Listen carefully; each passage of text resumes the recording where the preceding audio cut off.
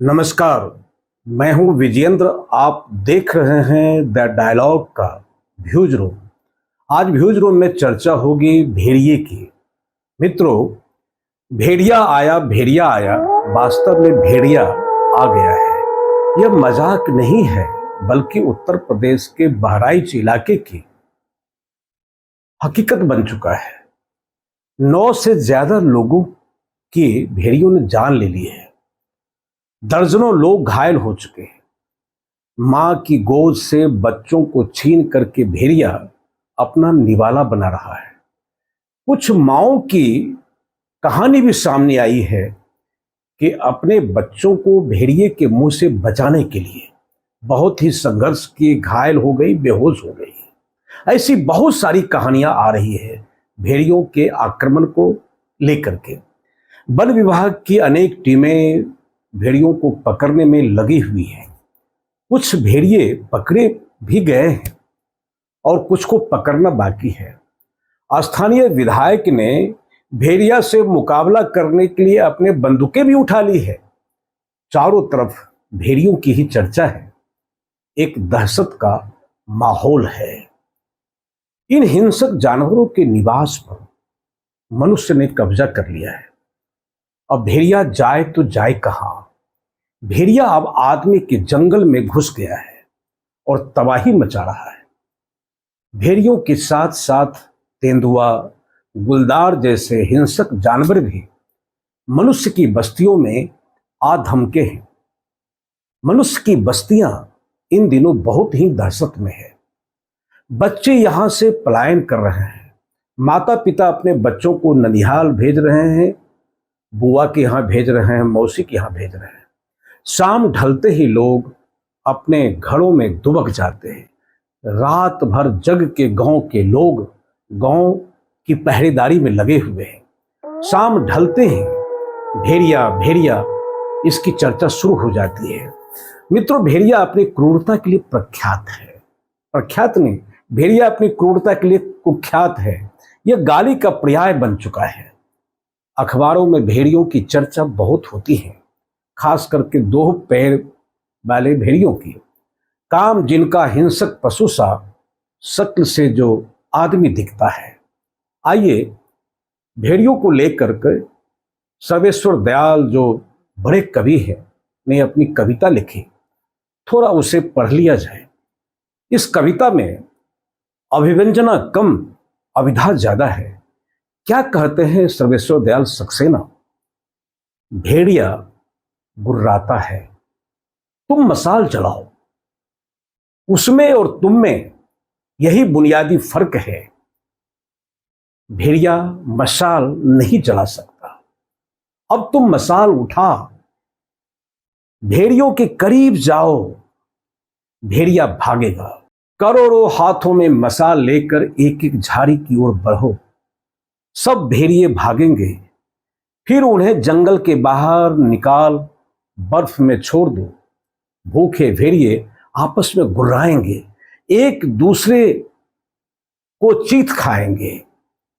भेड़िए मर चुके होंगे और तुम? भेड़िए फिर आएंगे। अचानक तुम में से कोई एक दिन भेड़िया बन जाएगा। उसका वंश बढ़ने लगेगा। भेड़िया का आना जरूरी है, तुम्हें खुद को पहचानने के लिए, निर्भय होने का सुख जानने के लिए, मसाल उठाना सीखने के लिए। इतिहास के जंगल में हर बार भेड़िया मांद से निकाला जाएगा। अपने साहस से एक होकर मसाल लिए खड़ा होगा। इतिहास जिंदा रहेगा और तुम भी और भेड़िया। भेड़िए को पकड़िए अवश्य, पर भेड़िया से अवश्य कुछ सीखिए। भेड़िया बहुत ही सामाजिक प्राणी है। इनके पास अपनी सामाजिकता है। भेड़िया के पास अपना समाज बोध है। यह अकेला नहीं रह सकता है। इसको भेड़िया चाहिए, भेड़ियों का झुंड चाहिए। भेड़िया एक मजबूत समाज की परिकल्पना करता है और उसी मजबूत समाज में जीना चाहता है। यह बहुत ही वफादार है अपने ही माता पिता के लिए। भेड़िया अपने बुजुर्गों को मांद से बाहर नहीं निकलने देता, क्योंकि माता पिता जब बुजुर्ग हो जाते हैं उसको शिकार पर भेड़िया नहीं जाने देता। भेड़िया अपने अशक्त माता पिता का लालन पालन करता है। भेड़िया मौन में नहीं जीता है। भेड़िया मुखर है, इसके पास प्रतिकार की ताकत है। यह मुर्दार नहीं खाता, यह मुर्दा कौम भी नहीं है। इसे गुलामी कभी पसंद नहीं है। गुलामी की अवस्था में भेड़िया अपना खुराक लेना छोड़ देता है। अन्य हिंसक पशु कैद में भी जिंदा रह जाता है, पर भेड़िया नहीं। भेड़िए लाख अपमानित हो, पर यह गुलाम नहीं होता है। इन्हें गुलामी पसंद नहीं है। भेड़िया अपने परिवार, वालदा और बहन को सोहबत की निगाह से देखता है। शरीक हयात का वफादार होता है भेड़िया। भेड़िए की प्रजाति भी वफादारी की मिसाल होते हैं। कुत्ते भी इसी प्रजाति के हैं। लोगों ने कुत्ता को गाली बना दिया। काश मनुष्य कुत्ते की वफादारी से कुछ सीख पाता। भेड़िया अरबी भाषा का इब्र अलबार है। मित्रों, पता है इब्र अलबार का क्या अर्थ होता है? इब्र अलबार का अर्थ होता है नेक बेटा। अरब में हर बाप चाहता है कि उसका बेटा इब्र अलबार हो, भेड़िया हो। आप मुआविया शब्द से भी वाकिफ होंगे। नहीं जानते हैं तो जान लीजिए। मुआविया का अर्थ है भेड़िया का बच्चा। अरब में गर्व से अपने बच्चों का नाम लोग मुआविया रखते हैं। मित्रों, पूरा चांद जब निकलता है तो भेड़िया रोता है।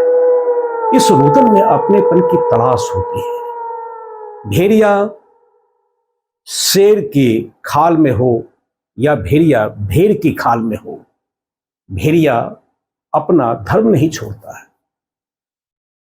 अपनी चाल, अपने चरित्र को नहीं बदलता। इनके बच्चों को छेड़ने पर यह किसी को नहीं छोड़ता। यह अपने बच्चों की बर्बादी पर कोई कंपनसेशन भी नहीं लेता। यह दुश्मन को पहचानता है, बदला लेने से कभी चूकता नहीं है। भेड़िए का जंगल नहीं बच पाया, पर भेड़िया अपने जंगल को बचाने का भरपूर प्रयास करता है। अगर इसी प्रयास को आपको जानना हो तो फिल्म भेड़िया अवश्य देखें। यह वरुण धवन और कृति सेनन अभिनीत फिल्म है। वेयरवुल्फ एक कैरेक्टर है जो अरुणाचल प्रदेश की एक लोक कथा का नायक है। इस फिल्म में भेड़िया जंगल को बचाने के लिए अपनी पहचान बदलता है, अपना शक्ल बदलता है।